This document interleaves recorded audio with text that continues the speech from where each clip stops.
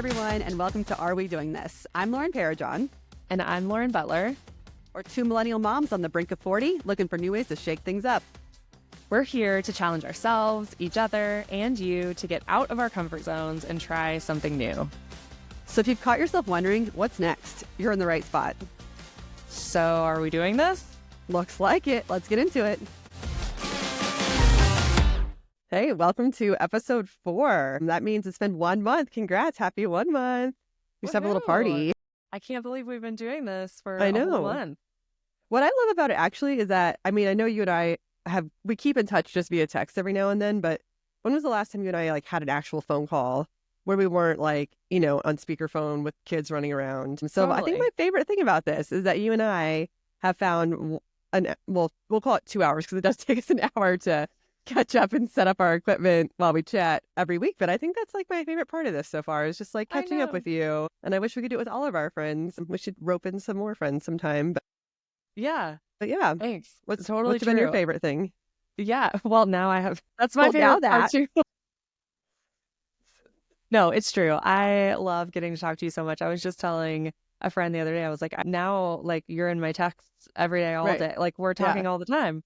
Yeah. And it's nice to talk in real life too, because texting is so we're all doing that, but it's nice to catch up and see your face and hear your voice. See your face. Yeah. I know. So fun. It's like the olden times. I know. So yeah, I love that. And I love the continuity of it. I love every week we're going to get on and it's starting to feel a little bit like a routine, which is awesome. Yeah. Super fun. Like that. Even though this whole thing's about getting out of our routine, Yes. I love that this is our new routine. But this is our new routine. Yeah, I love it. I enjoy it. So tell me about your week. What's been going on with you? Oh yeah. So we did a Denver trip. I live about an hour from Denver. And so my husband took my son for his 8th birthday to the Lakers Nuggets game in Denver. And since it's an hour, we decided let's just get a hotel room and make a night of it. So we went down there earlier in the day.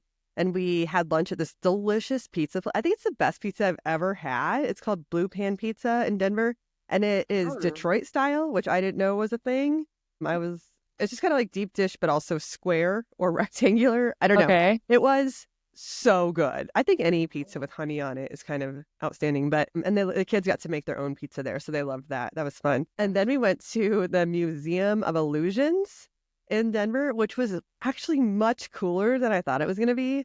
It was just a lot of different mind games and just literal illusions where there's this one where we got to take a picture where it looks like my husband and I are dangling our kids off of a balcony, but really we're laying on our backs and it's a mirror that's making it look like we're up and down. So I don't know, it's things like that. But there was this one section where right when you walk into it's essentially like a bridge in a round circular hallway is how I describe it. And when you're looking at it, it has lights spiraling around it. So okay, I'm going to get a little bit dizzy, but this is fine.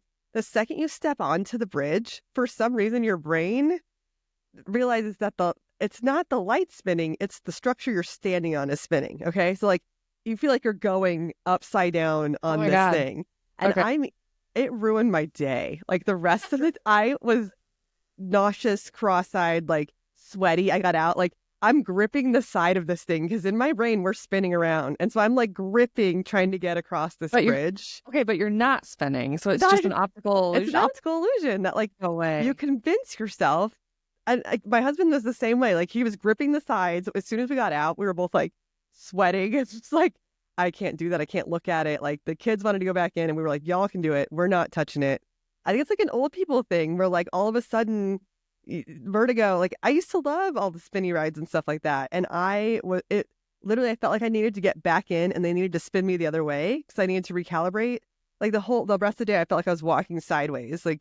It was very cool for the kids, but that exact part of it do not recommend, but super fun. Cool. So then my husband and my son went to the game, and so my daughter and I had planned a fun girls night. We were gonna go swimming because the hotel had an indoor-outdoor pool.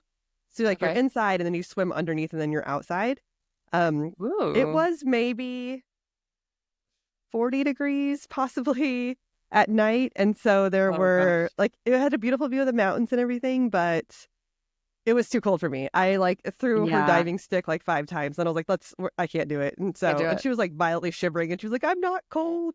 And I was like, you're miserable, get out. So I just threw her in the bathtub with goggles and her diving stick.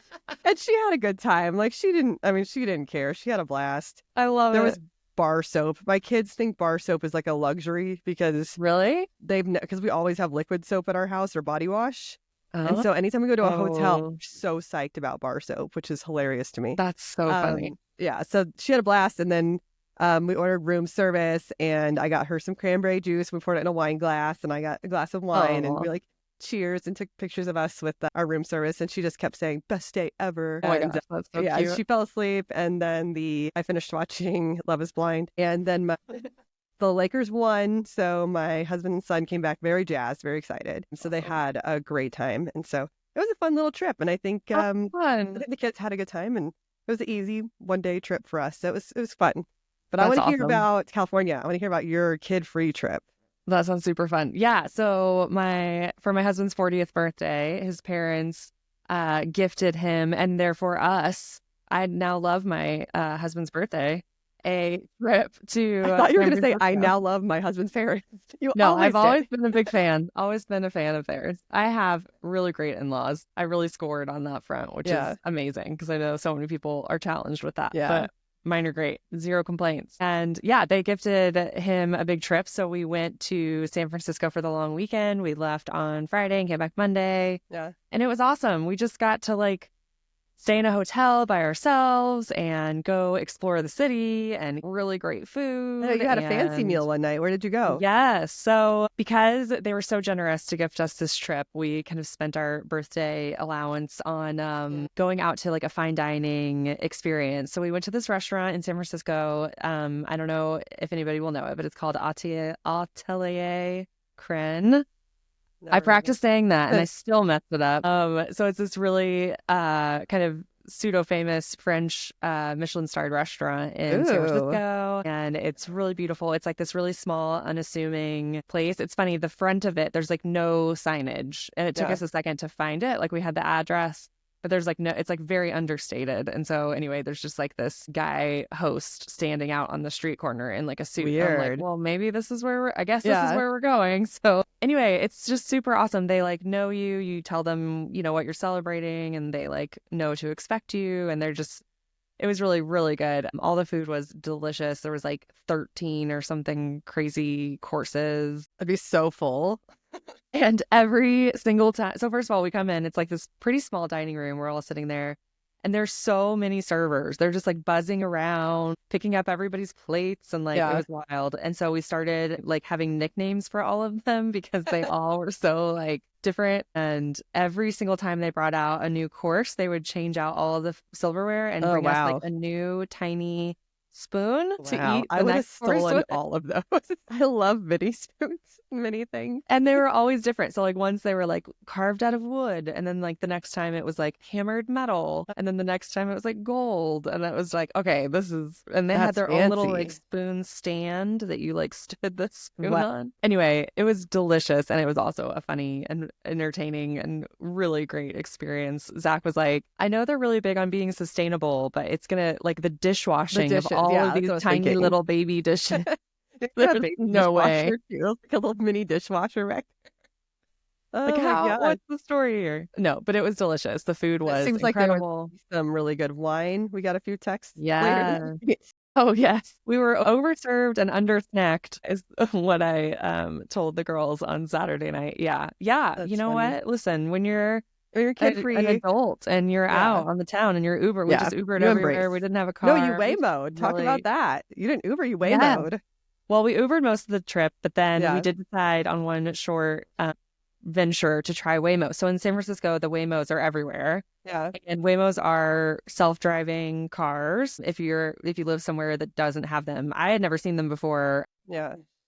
But they're wild. They just have a gajillion cameras mounted all over them, and you use them, you call them with an app, just like Uber, and they show up and then you get in. And so I was a little nervous, but also just wanted to try it. So we jumped in and right at first it is jarring. You're oh my God, because the car just starts rolling and there's nobody in the driver's seat and you see the wheel turning and stuff. But it's kind of incredible how quickly you just get comfortable. Right, and you're the only way I want to go anywhere. Yeah. Although we did it once in LA.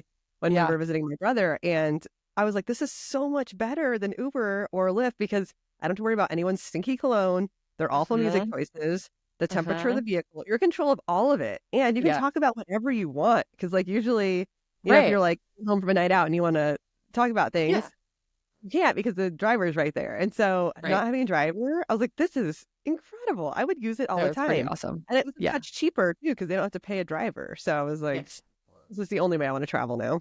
Yeah, it was pretty amazing. You can play your own music. You can like do your own thing. We did have one hiccup in the Waymo driving though. Like we took it to this place that has really famous croissants, which I shall talk about. So good. We stood in line for like maybe almost an hour for these croissants. Wow. But they were named like some of the best croissants in the country and they were so good. Yeah. But anyway, we went there and another Waymo was dropping somebody else off, probably another tourist looking for croissants. Right. And our Waymo came up and was trying to like pass it, but it couldn't. And so it went into the other, like across the yellow line into oncoming traffic to pass this other Waymo. Granted, it was like a small, slow road. So it wasn't like high stakes highway driving or anything. Yeah. But it like stopped on the other side of the road and just like stopped there. And we were like, I need to exit immediately. Bail, abort. So thankfully we just like jumped out of the car and we were right there and it was fine. Oh my God. Yeah, I mean, not without some reservations, but we survived. We had one on our way out. We were going out to, I think we were in a Pump or Tom Tom, one of the Vanderpump restaurants. But on our way there, there's like semi-traffic, an 18-wheeler had pulled like perpendicular to the road because I think they were loading or unloading something. So they were all the way in our lane, perpendicular. And so we're all like, oh no, what are they going to do? Because the car had to like, it sees it. So then it kind of starts going and stops and starts and stops. And then it like gunned it and went around it really fast, like into oncoming, but no one was coming. But it also like, I don't know, it's terrified me. But I'm like, maybe I trust the robot better than the human to actually maneuver that. So it wasn't too much. Yeah, it was a little scary. That's fun. So yeah, it was super fun. We had so much fun. We went and saw the Warriors and Mavericks play on Sunday, and that was a lot of fun. We went to the San Francisco Museum of Modern Art, which was also super fun. And I love a good museum, seeing everything like in real life and up close and getting to wander. And actually, no offense, I love taking my kids to stuff like that, but it was so great to be able to walk around and read things and actually like soak it in. Right. It was amazing. But yeah. And your in-laws, did they leave today or are they still there? They're still here. They leave tomorrow. So we get one more night with them, which is great. Yeah. It's exciting. I know. Super fun. And the kids held it together. Everybody did great. Awesome.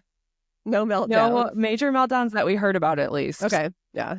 They'll just keep those under wraps. That's Grammy part and of the gift. Yeah, exactly. They're professionals. That's awesome. They actually took the kids to Chuck E. Cheese 2 days in a row, both days of the weekend. So my kids are now Chuck E. Cheese professionals. Well, I did hear that now at Chuck E. Cheese you pay like by the hour, right? Instead of like putting $20. Well, I think they still did, but like they put a certain amount of plays on like a card. So I think you can pay by time, you can do like or by hourly, and I'm like, that's amazing because my kids can go through $50 in 4 minutes. So yeah. Exactly. Just to get a crappy little like plastic toy that will break the next day. That they're thrilled about because they earned it. Thrilled. That's funny. Good. It was a lot of fun and happy to be back in the routine and kind of getting back to normal life. Yeah. Did you get to write it all during that time? I did write a bit on our trip. I was determined to try to keep it up, even though we were traveling, because I had been traveling the week prior. Right. I don't know who planned all this travel. I know. So what's coming up? Do you have more trips coming up, or are you finally home for a minute? Can you stay still for a minute? So I brought my notebook, brought my notes with me, and tried to write when I could, and I got a little bit in, which is good. Yeah. And I've been trying to build up the habit. I think for me, it really is like a volume and like frequency play. I just have to like keep writing, even if I don't love what I'm writing. I have to just like write something over and over and over, just so that I keep the muscle going. Right. Yeah. So I would like wake up early. Sometimes at the hotel, or like in the afternoon, we'd come back for like a quiet minute, and I would try to like grab a notebook and write a little bit, or jot something down when I thought of it and stuff like that. So that's good. I think, like we talked about last time, my new challenge is really going to be, I think, waking up early and trying to get up before my kids and carve out that time for myself. So now that we're back from our trip, setting my alarm, trying to sneak out so that I can really get some stuff done early. And I've never been a morning person. It's just not, I'm not good at it. What are the chances that your kids start waking up also at 5 a.m.?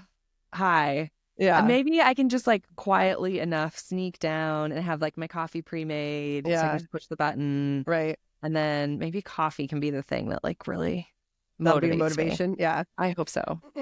That's fun. But you said you sent off some of your writing already for feedback? I did. So as a part of the course, you publish or you like post some of the stuff you write in message boards, and then the other students like respond. And I didn't get feedback right away, which of course I was like, oh, it's awful. Hello. I hate it. Everybody hates this. It's the worst thing I've ever done ever because nobody's responding. But then slowly I got a little bit of feedback, which was really helpful. And it's good. It's like validating. It wasn't like, this is terrible, you shouldn't be doing this. It was like some good, some constructive, some helpful, like, have you thought about, changing this or thinking about it this way? Or this word was a little weird. Did you think about changing that? Or stuff like that. Do you so feel like you get defensive at all? Because it's like you're writing. A little. I mean, like, at first, I'm like, I don't know. I don't know if I want to hear this. But then sometimes, especially when the feedback is stuff I had doubts about too, like if I'm like, oh yeah, I wasn't sure about that one word or that one part. So then I feel better. I'm like, okay, yeah. That's fun. So yeah, it's good. Have you had to review anyone else's work yet? I did. I left some comments on other people's, which I find, I don't know about you, but I am good at having opinions about other people's work. I'm good at having them. I'm bad at sharing them. Yep, I've got some thoughts. Yeah. I'm a good editor. Have you thought about not doing this? Not really, no. Or what were you thinking? Can you just share? Where are you going with that? What? Tell me. No, it was good. It was fun to read some other people's work and like try to get into, their work and what was good and what was strong about it and try to be helpful and not just like critical. Yeah. Okay, so it's a self-guided class, and so it's supposed to be what, like a 6-week course? It's like 6 weeks. I'm on week 3. Okay. Because I've taken a little busy mom and you're traveling. Busy mom, and I've been traveling, which has not been helpful. But I am working my way through it. And there is a poetry reading, an open mic night here in Portland next month. And so I am going to commit myself to going and showing up for that and reading something. And nothing that I've written so far I would be psyched to read out loud to people. So that gives me a really great goal to work toward. It's on March 20th. I'm saying it out loud now so that it's in the universe. In the universe and to our however many few podcast listeners we have. So I'm going to start working toward that, having enough that I can pick something that I won't be just like totally embarrassed to read in front of people. Yeah. And then go on the 20th and read. And then my new challenge is to, I think, figure out how to be a morning person for this next month while I prepare for that. And does that mean you're also going to have to be an early night person? Like, is that going to change? It's not just one thing. To be an early morning person, now you're going to have to adjust your night time somehow. And be in bed by like 10 at the latest, probably. Yeah. You're going to aim for like a 5 a.m. wake up or 6 a.m.? What's your goal? Well, right now I wake up at like 6, so I feel like my goal should be 5. Okay. To like make it meaningful, right? Because like you need some time to be able even to if you don't write at that time, you can do a few things that you would be doing during the day, like dishes or tidying up or whatever, so that you then have some time in the middle of the day where you can kind of dedicate that. I don't know. That sounds like a hard challenge, but so we'll I think it will help your current challenge. Yes, for sure. I think getting up in the morning and being really committed about trying to do it, even if I'm like, whether I'm using that time for writing, whether I'm using it for really anything else, like just making sure I'm having that time for me. I think it'll be good. It'll be good to commit myself to doing it for a full month and then maybe seeing if it sticks. Maybe I can become a morning person. For not just you, but I mean, it's more time with you and Zach because he gets up early to work on his projects. So if you guys are both up early having your coffee together and working on your projects, I think that's cute. It's more bonding totally. And maybe it will make up for the time that we're not gonna lose at night, the late night TV time. That's true. Yeah, but we'll see. We can try to get our kids to bed earlier too. Yeah, everybody gets to bed early. We guiltily still lay with our kids while they fall asleep. We each take turns and lay with them. And part of me is like, I mean, if there's ever a time where like have a plan and we can't do that, they go right to sleep. Like we just put them in their bed and they go to sleep. So I think it's part of it. It's kind of for us too, because I just like they're growing up and they're not gonna one day they're not going to want us to tuck them in or whatever. So for now, we enjoy it. But I am like, man, I am losing like some alone time with him because of that, because we're laying with our children to put them to bed. So then, like I said, Cam goes to bed right after one kid's asleep. So even if there was any hope of me being like, can you stay up for one show? By the time we get a kid to bed, and he's like, nope, now I'm tired. I'm going to bed. So that's a struggle for us. I feel like your kids are probably getting close to the age where they're growing out of that, where they won't want you in bed with them. Maybe. I mean, they want us. You've got a while. Yeah. I mean, they're 8 and 5. They're definitely old enough to go to bed by themselves. We should do it a little more often, probably. Yeah. But it's kind of like, well, why not? We're doing nothing else. We could lay with them. I don't know. Yeah. I get it. I do. If it was affecting things like a babysitter or something, or if like, we couldn't travel because they want us to put them to bed, then obviously we would wean off that habit. But they go to bed perfectly fine for the babysitters, and we could travel and they go to bed perfectly fine for my parents and when they stay at my sister's house. So I don't think it's like not hurting us. So I don't know. But Soak it up. I just keep thinking they're getting older. And it's starting to stress me out. Like they're gonna be like, my son's 8. I know. That's weird to me. So for now, we're just going to enjoy that. But I think go for it. I think savor it while they're little and before they're big, because soon they're going to be 17 and think they're too cool for you. I'm like, Harvey, you're going to move out one day? He's like, no, I won't, Mom. I'm just going to stay here. I'm just going to live here. I was like, you won't think that when you're 18, I promise. You will want to get out. So do you get do birthdays? Are birthdays starting to make you like emotional? Yeah, because they're sad way. Yes. And my birthdays, because I'm like, oh my God, I don't want to look negatively on turning 40. I want it to, I read something that was like, most people live until they're 80. So really you're just starting a whole second life, basically. Yeah. Like the second half of your life starts now. So like when I look at it that way, I'm like, okay, that feels way better than thinking like, I don't know, I don't know, that phrasing of it made me feel better about it. But I do just get like, wow, already, like college used to be just the other day, and now it's like I'm starting to forget things from college already. And I'm like, no, that's like, I don't know, I'm starting to turn into one of those. And I say some things now that I'm like, oh, that sounded like my parents. Like, I'm such a boomer sometimes. You get like cringy. Like, oh God. Yeah. So, it's wild though to think about how much is left. Like that's so true. And I'm that way too. I don't lifetime. I'm so present or short term, like future thinking, like what's next, what's today, what's later this week, what's this month, what's this year. But like, it's so rare for me. And I think about what's past, like what's behind us, but there's so much ahead. Like, we're going to be older parents. Our kids are going to be older. They're going to go through whole new eras and phases and growth. And they're going to become their own little people in ways that we haven't even like discovered yet. And that's wild to think about. And I was always telling them, like, I wish you were still my tiny baby. I'm like, I used to just cuddle you and hold you like this. And she's like, are you sad I'm not little anymore? I was like, no, because like now I can talk to you and have conversations and understand what you're saying. And so I'm like, it's really fun watching you guys grow up. And then just having like our little girls' night in the hotel. I was thinking about like future trips when they're older, how fun that will be if we can, hopefully I'll just always be her best friend. And I mean, my son too. And just like take trips and do girls' winery trips or I was gonna say, like can you that. imagine like drinking with her and her I know, like at a winery you about people she's dating. I know. Or I know. It's so cute. So I am excited for that one day. So yeah, I'm a little freaked out by it, but still trying to just embrace them being little while they are. Yeah. Should enjoy it while you can. Yeah. Write a poem about that. There you go. Starting the second half of our life and not letting that be scary. Yeah.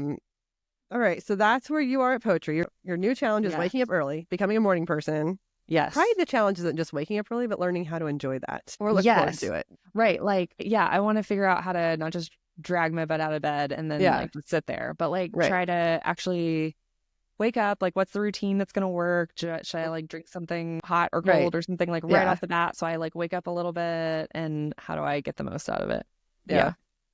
You should have like a really comfy, cute little morning outfit. Have you seen those like 3-piece, like comfy, like the lounge bands with like, I know, but they're so like cute. Matching set. Yes. And I can light a candle and have a tea in my cute cup. That's all about that. That's what we'll do. It'll be the aesthetics of it. For me, that would work. I just give me a cute outfit and I'll do anything. And you'll do it. That's funny. Okay, great. Morning outfit on my morning list. Outfit, morning drink routine, something. Yes. Yes. And you're gonna work on maybe finishing your you class. guys If you guys out there in the podcast universe have tips on becoming a morning person, if you struggle with it, or if you're really good at it naturally, maybe don't comment if you're really Don't good at rub it it in. naturally. I don't want to hear about it. Good But for you. maybe if you struggle with it and you've gotten better at it and you have any tips, let me know. I think it might just be down to willpower. Like, I just got to get my butt out of bed. But we'll see. Maybe that will be what I discover. Yeah. Exciting.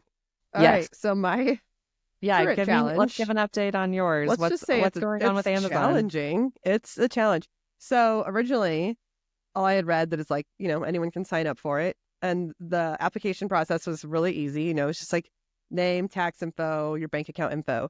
Then there's a section that's like additional information that kind of just said, like, tell us more about how you plan to use, what you plan to sell and whatever. So the first time I filled it out, that was when I was very sick in bed. And I probably was just like, I want to make up designs and sell to book lovers. I don't remember what I put on the first one, but it seemed like it wouldn't be hard to get accepted. And then after, I think it was maybe 7 days or 8 days, I refreshed the tab and it said, you have been denied. Your account has been declined, basically. And it doesn't tell you why. It's like, thanks for trying.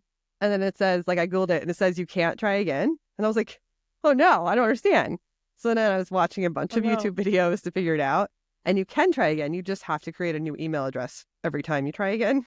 Oh, it has to I watched a lot of videos to figure out like what exactly you have to put in that additional information box in order to get approved.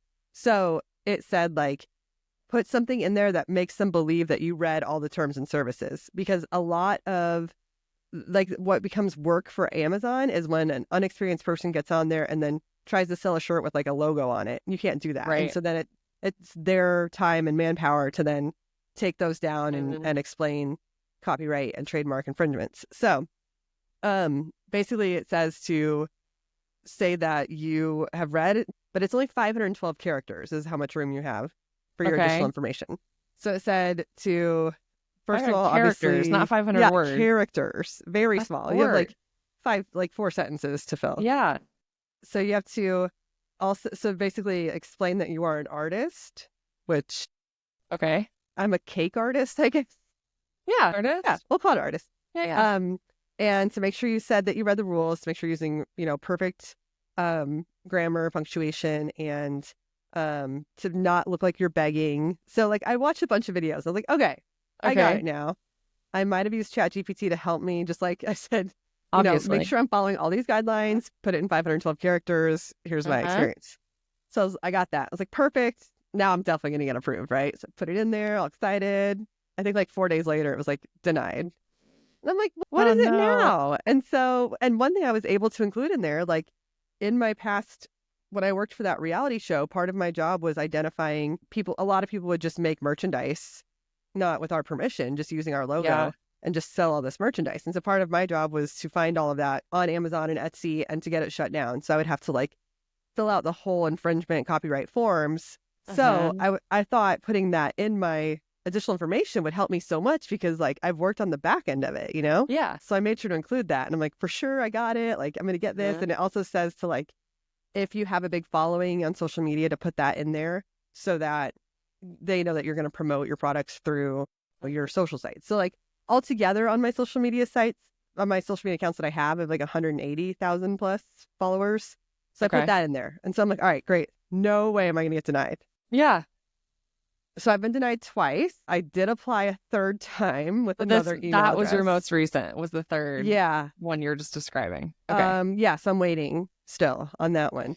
But another thing it did say is to put, if you are selling anywhere else, make sure you include that. And the video I watched, she was like, even if you just set it up last week, make sure that you say you're selling somewhere else, because then they just know that you understand how to create your merchandise online and sell. Marketplace. Right. So in my frustration of being denied twice, I was like, screw it. I'm setting up an Etsy. Fine. I'll just put it on Etsy. That's so awesome. At least now, next time I get denied, I can reply again and say, I already have an Etsy site that I'm selling on, even if I have 0 sales. So I did it through Printify, and then you attach Etsy to it. So Printify, it's the same thing as Amazon that I was going to do, whereas like Printify handles all of the shipping and all of the like storage, and it's like it doesn't print until someone orders it. So, and then I connected it to Etsy. So I started an Etsy account. I currently have 10 designs up. Most of them they're all book related. Some are A Court of Thorns and Roses themed, and some are Fourth Wing themed, and some are just generic, just book lovers themed. So some sweatshirts and some t-shirts. And so I mean, I do have a little bit of this like imposter syndrome of like, I'm not a designer, so why would anyone want to buy this stuff, you know? So it may never be successful. There's a couple on there that awesome, though. I ordered one for myself just because I wanted to wear it. I think they're really cute, and I think people would love them. We need to ask the podcast. I know, I was like, if anyone wants to look, I think it's etsy.com/Lolo's Apparel. So it's LOLOS Apparel is the name of the store. Okay. Awesome. I was trying to search it on my own and couldn't find it, but it is live. I have looked. It is live. Nice. Put 10 things on it. We'll put a link in the show notes if you just want to look. Don't feel obligated to buy anything, but feel free to give me feedback on if they're terrible designs. I think they're great. I think they're so cute. So, and I feel like that's such a huge like growing thing. Can you promote it on like Book Talk? So that's the other thing is like, this is something I feel uncomfortable with. And I found this through like, I mean, I'm an Amazon influencer. Like I got proof for their program. So I have affiliate links. Anything I find on Amazon, I could send. What just happened? I didn't touch it. I think it was celebrating me. For anyone who can't see this podcast, some balloons just floated across our screen. My screen, for absolutely no reason. I don't know. That was funny. Is it like one of those weird gesture things? Or if you do it like, oh my gosh. That was funny. But okay, so I am an Amazon influencer and I have affiliate links. So anything, if I send anyone a link and they buy it, you make money off of it. I feel very uncomfortable promoting stuff like that, you know? I mean, if it's something that I actually, because on TikTok, I post all my cake videos. So I tried to test it with like, because I'm also set up on TikTok seller account so I can promote products through TikTok and get paid if people buy. Yeah. So like I recently did a cake that had a really cool texture that I used this plastic cake comb on it. So I like, it's like a cake comb scraper. So I posted that with the product in it. So if anyone happens to click and buy, I make money off of it. But but like it felt so tacky to be, you know, instead I just want to like show the work I do instead of promote the products I use to do it. I don't know. So I have not yet. Even if it's authentic like that, like you're actually using it, it's something you picked. I don't know. It still feels weird to you? A little bit. A stretch. Yeah, it doesn't feel like that's from like, okay, I'm approved as an influencer on these sites. I don't have an influencer personality. Like I don't have that like, look at my cute outfit and buy it. So like, because on Amazon I did like to set up, you have to have like a storefront. And so it was basically like post photos of anything you've ever bought. And I have a huge shopping problem. So all of my clothes, you know, from like our Portland trip when we came to visit you and went to that winery, like, so I posted all those outfits on there with like the links to all the products and stuff, but it just lives there unless you promote that. And I'm not going to go post on TikTok, like, look at my outfit, you know, because I'm not, I don't know. It feels weird to me. So it's like, even though that's kind of like a lot of people say these kind of affiliate marketing jobs are like a great way to make money at home. And some people make so much money doing this. Yeah. I don't think the average person or I haven't figured out how to actually make money off of it because I'm uncomfortable selling it. Yeah, I feel like you have to really embrace like being out there and being the face of it and selling and selling and selling. Yeah. But I don't want someone to be like, Lauren's just always selling shit somewhere. You know what I mean? I don't want it to be. Well, and then you have to have the whole like email funnel where you're capturing people and then you're trying to upsell and all of that is. It feels tacky to me and I don't think I'm cut out for it. But you're such a creative person. I feel like this, like if you made a thing and then just tried to go sell the thing, you don't feel weird about that, do you? Like you're not like promoting somebody else's product, but if it's your own thing that you're making and selling, do you like feel less weird about it? Yeah. I can make a cake and sell it. That's fine. But I would hate to be like, buy these shirts I designed. I don't know because I'm not a designer. I feel like it's weird. But I have a separate like Instagram for my book reviews. So I feel like that might be a more organic place to share book themed shirts. Yes, you should totally be sharing it there. I don't know. I don't know. We'll see. You should do it. It makes sense. It's relevant. It's topical.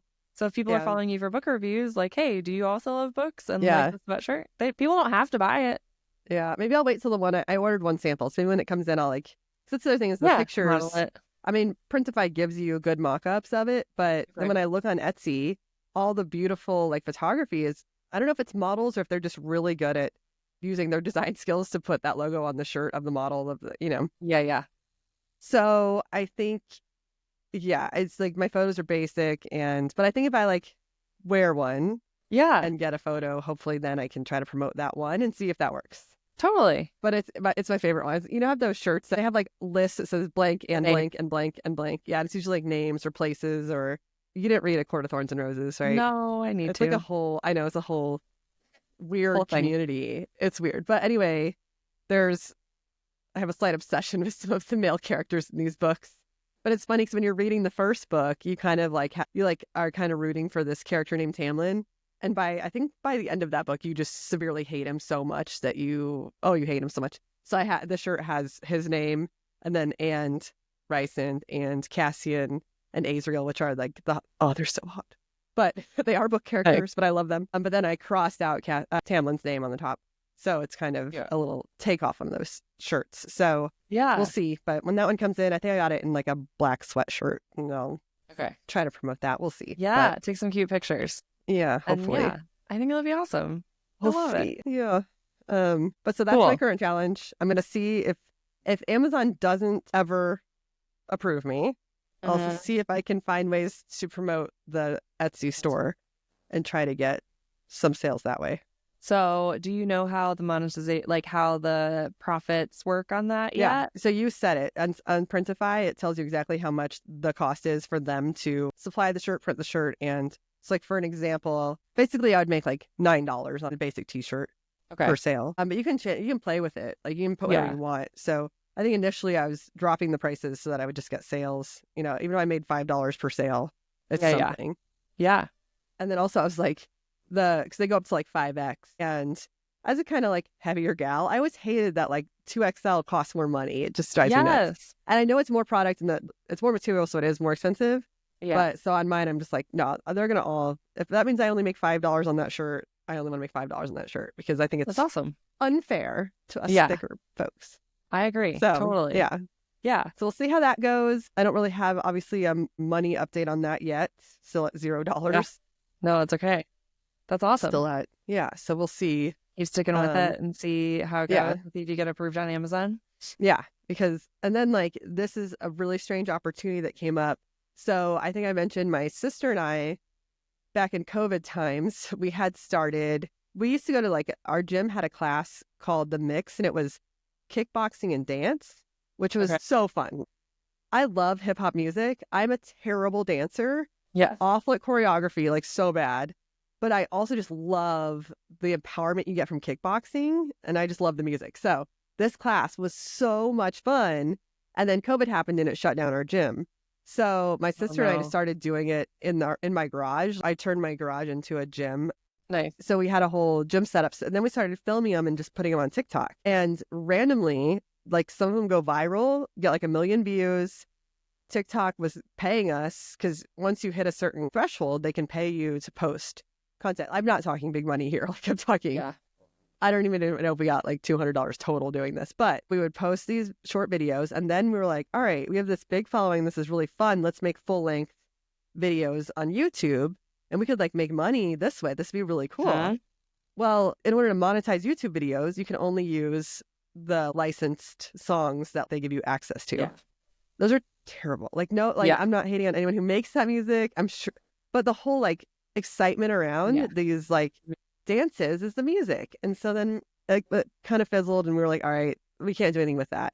But we did play with the idea of like, hey, if we had a Patreon or if we had something where you just pay $5 a month and we provide you like new kickbox dances every week, who would be interested? And we have a list of like 1,200 email addresses of these people who would like pay $5 a month for us to provide these. And so like for a second we were like, this is so cool. We have to do this. This is so fun. Yeah. And then life gets in the way and we were moving and it was just like jobs and we never committed to it. And it's always in the back of our head, like we want to do something with this. I think my sister more so, she would love to teach it, just would love to lead a class doing this. So anyway, the other day, maybe this was last week, these girls posted in a Facebook group we're in that said, hey, we're two sisters that live here in Fort Collins, and we are starting a fitness studio that's all about the beat, all about music, and it's called Beat Space. And we're doing trampoline classes. We're doing really cool like step classes. And we'll like mix in some yoga, stuff like that. And my sister saw it and she was like, how perfect is this? It's called Beat Space. Our thing is called Beatbox. They're sisters. They each have 2 kids. We're sisters. We each have 2 kids. We met up with them for coffee to chat. They're awesome. They're like so fun. And they're like, oh my God, we are so similar just in our family dynamic, because we were talking about how miserable it was when we were pregnant because we kind of ruined the holidays because we are a big drinking family. And they're like, oh my God, so are we, and the same thing. And so I don't know. They were just, the vibes were great. And I was like, this could be so fun. And they're ready to sign a lease on a place. And we're interested in, all right, how can we work with you? Is it an ownership type thing where we get, we have partial ownership, or is it just a thing where we come teach our class there? How does this work? And we were playing around with all these different scenarios. Well, my sister just quit her old job and started a new job. So right now she's overlapping for a week, working 2 jobs. Oh, geez. Very bad timing for her. And I started to have some real imposter syndrome, some real, like, I am not an instructor. I am not a personal trainer. I'm not a choreographer. Like, we looked up our old videos, and because we have like 6, I think, on YouTube, and tried to just do them straight through. And I was dying. And so then I'm like, how am I supposed to do this and talk and mirror it, right? Because when you're instructing, you have to say right hand when you're using your left hand. Yeah. And so I panicked and pulled out. I just like, it was this morning, I messaged them and just had to be like, I am so sorry. I'm like panicking about this. I would love to do something with you guys in the future. And I want to promote you guys and root for you guys because this is so fun. I want to take some of your classes. And hopefully at some point when things calm down, my sister and I could kind of like get it to where we could teach a class and maybe just do a pop-up class at their studio if possible. But it was really cool. And it was like cool timing because I'm looking for something right now, right? Like I need a new passion. Yeah. And that it all sounded so fun. Like they wanted us involved in like picking out the studio and like talking about the lighting and the music. Like, I don't know, it sounded so fun. And I think I just like last minute panicked and was just like, I'm not ready. Yeah. I mean, do you think you could get ready? It's not, because I imagine they're not going to like open tomorrow, right? I mean, no, they already started doing some pop-up events at breweries around here, which is really a cool concept. Cool. I think that if my sister wasn't working 2 full-time jobs right now, that we could get 1 class together. But then I was thinking, so we have 6 songs already done on YouTube. If we put them all together with a warm-up and a cool-down, like that would be 30, 45 minutes. So we could get 1 class together. Yeah. But the amount of time it would take us to memorize those 6 songs seems we could. I don't think it's not that we couldn't, but then every week you don't want to do the same 6 songs, right? Right. So we'd have to be adding new content every time. And then I was like, no, I there's no way. I panicked. Well, what if, oh God. Could you guys have a different role? Or do you just think that teaching a class there is the answer? You guys are so great at the creative elements and making the content and sharing. Could you be on that side of things? That was going to be what we pitched, was if we went in and got ownership. Obviously, they're teaching most of the classes because they have all the stuff that they already want to do. And we would only be teaching 1 class. But then my sister is obviously a graphic designer and a creative director. So she could provide branding, merchandise, design, and apparel. And I could provide all of the social media management and outside marketing. And so it was going to be like that. But also, when you think about the size of the studio and how many members you can actually have, and then dividing that by 4 people the return wasn't right. It wasn't going to be profitable for all of us if we did that. That makes sense. Then it was going to be something I was going to pour all my time into because it'd be so fun and exciting for not much coming back. So so but maybe in the future, hopefully we can still do some kind of pop-up class with them, or Andrea and I could probably get it together and try to do that Patreon we've always wanted to do but just haven't, because I'm comfortable. I'm fine doing it in front of just the camera, but like teaching a class, I don't think that's me.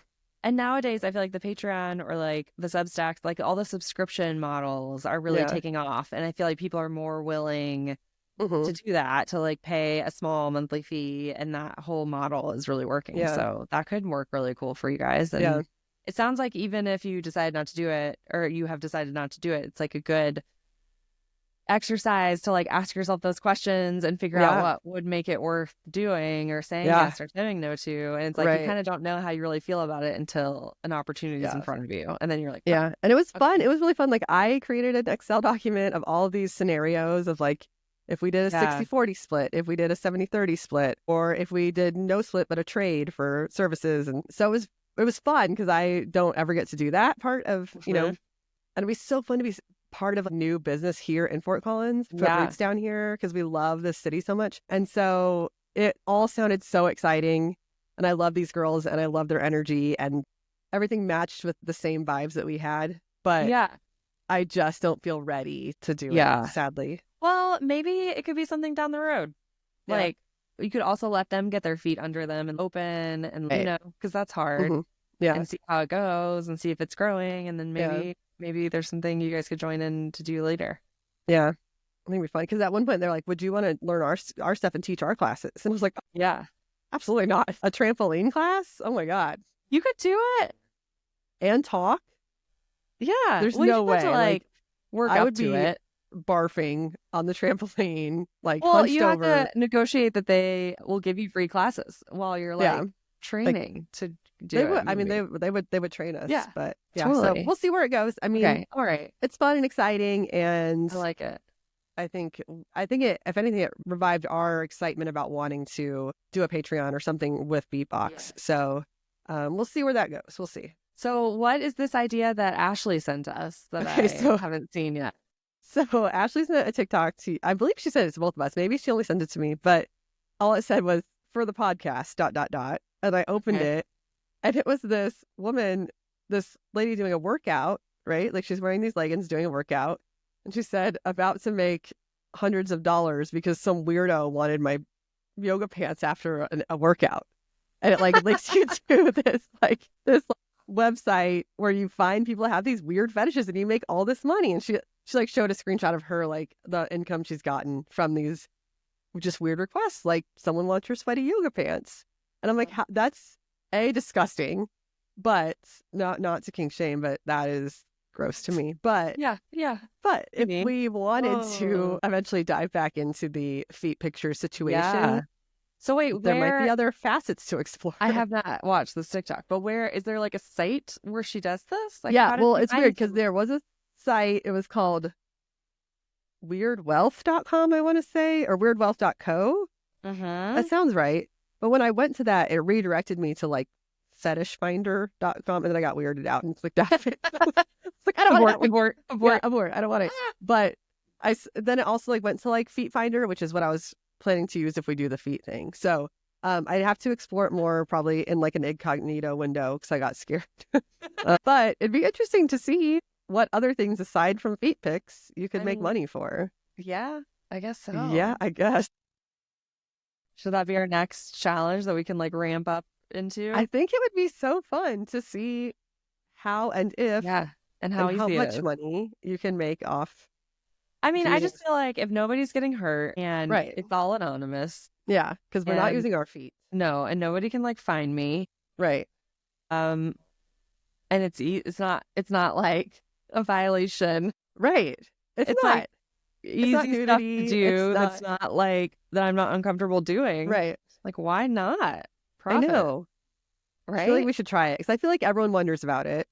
Yeah. But no one wants to actually figure it out because it's creepy. Into it.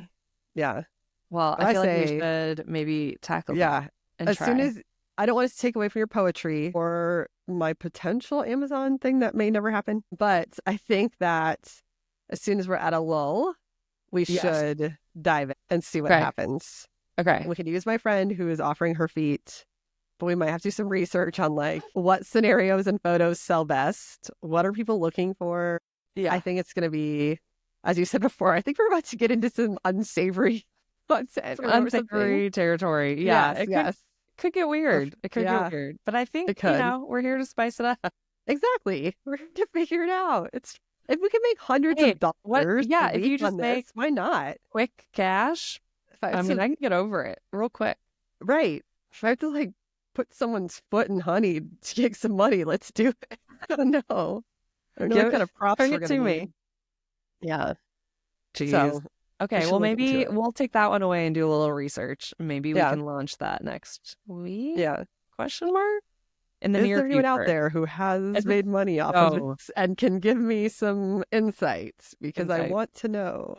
I think the incognito window is the way to go. We're going to have to do some research and not do it at a coffee shop. You have to be at home in your hidey hole with your just like no kids around. We're going to do some hidey hole research and then we'll get back to y'all. Oh, Lord. Okay. Oh, geez. Cool. Yeah. Okay. Well, if anyone's still listening, thanks for that. If anyone's still listening, look forward to that. Hopefully we're coming at you with some spicy challenges in the near future.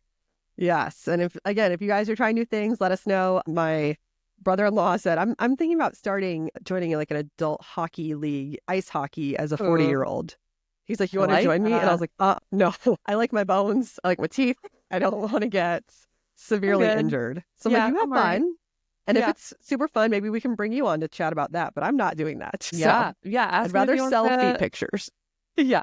Ask him if you want to be on the podcast. Maybe that's okay. Exactly. So I think big homework assignments for us. Yeah. We're going to do our unsavory research on doing that next. And then I think we should find maybe some people to talk to come and bring some inspiration for us. Yeah. I agree. Ways that they have either changed their career or tried something new or just totally gotten out of their rut. I'm down.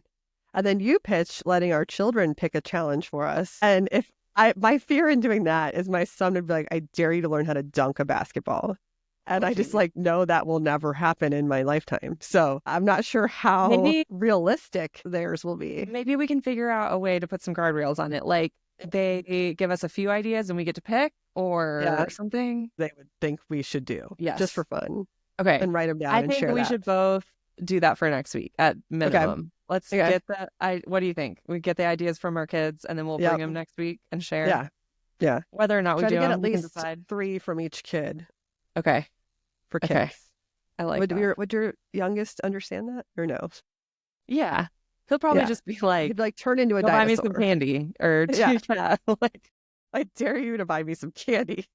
He's like obsessed with candy right now. Yeah. Probably because I use it to bribe him to do everything I need him to do. Fine. Because it works for me. Yeah. I'll do a lot for candy. It's fine. Yeah. Okay, awesome. Well, everybody share with us what you have going on and we will have more for you next week. Yes. Again, rate, review, subscribe to our podcast. Follow us on social media at Are We Doing This Pod is our username. We'd love to hear from you guys. We'll be posting stuff. Maybe I'll post some of my t-shirt designs for your critique. We'll see how that goes. But thanks again. Happy 1 month. Thanks for chilling with us. Yes, thanks for listening. And until next time. Bye. Bye.